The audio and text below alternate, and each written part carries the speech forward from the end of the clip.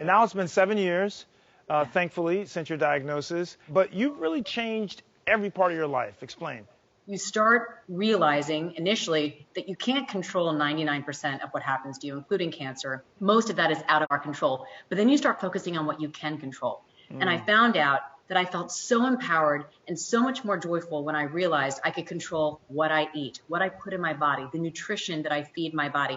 I could control how I worked out and how I got my body into fight mode where I could be as strong physically as I possibly could.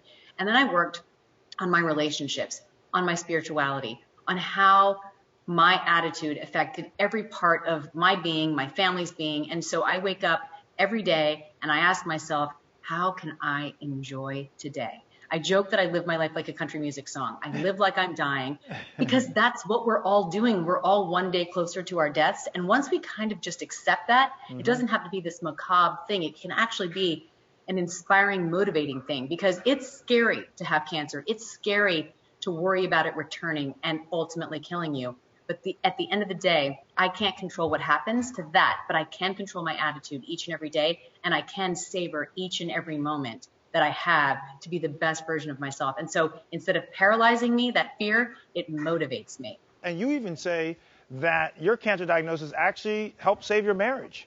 It 100% did. Andrew and I, second marriage, 80%, I think is the statistic of second marriages with children from other marriages in the home, they lead or end in divorce. And, you know, we were really struggling. It is not easy to blend families. And at the time we had ages 3 to 13. Wow. And you can imagine what that all entailed.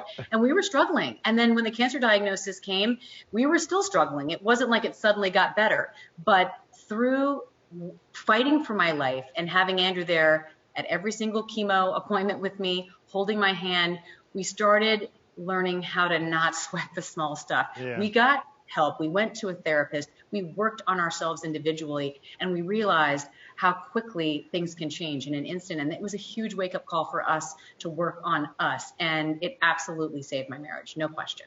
Well, yeah, speaking of working on us, you guys exercise together, which is a big change in your life. You're a runner, and, yes. And you're actually going to do the New York Marathon virtually this year.